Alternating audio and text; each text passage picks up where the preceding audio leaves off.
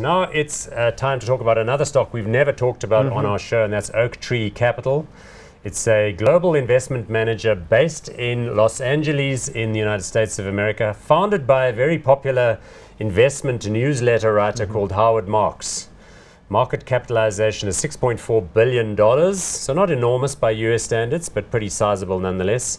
PE ratio of 17.41, dividend yield, it's quite a lumpy payer. It has a yield there historically of 6.3%.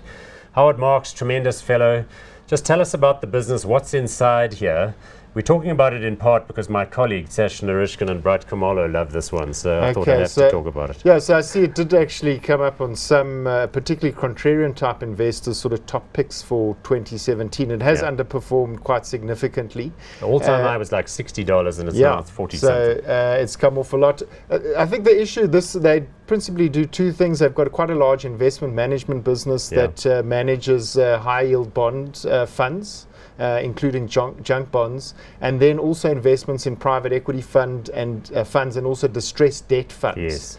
So distressed debt would be when a company is close to bankruptcy and the bonds have burst out and they kind of swoop in and then help them reorganize it and then they make money. And they did a lot of that during the 2008-2009 crisis and made an absolute fortune. Yes, so more vulture than eagle, but more vulture than eagle.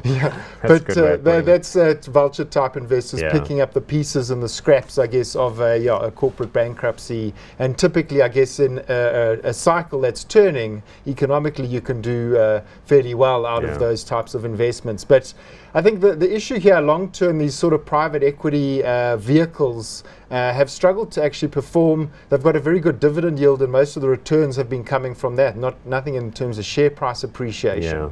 I think investors are a little bit jaundiced in terms of just the structure and how they work and how long it takes to realize returns out of them, and I guess selling off as a result.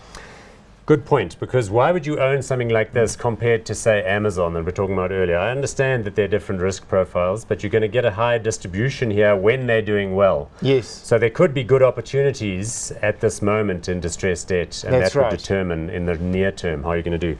There's one other thing I just wanted to bring to people's attention. There's a very high-profile bond investor called Jeffrey Gundlach, who started a thing called Double Line. Which has done spectacularly well. It's got $100 billion under management. He's quite a guru.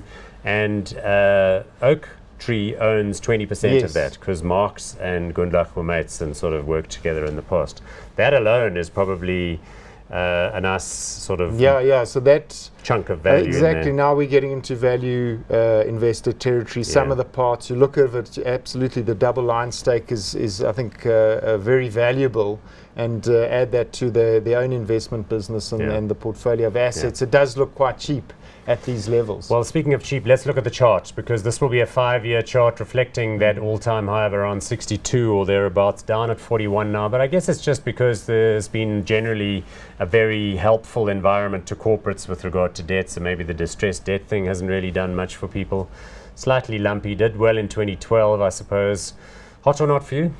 Yeah, I think it's now getting to value territory. Again, you have to be a patient investor. I think that's a key thing to understand here. You can't expect sort of returns tomorrow, but if you're willing to hold it over a 3-year period, dividend yield plus some capital appreciation from these levels, I think it's a reasonable bet. So hot.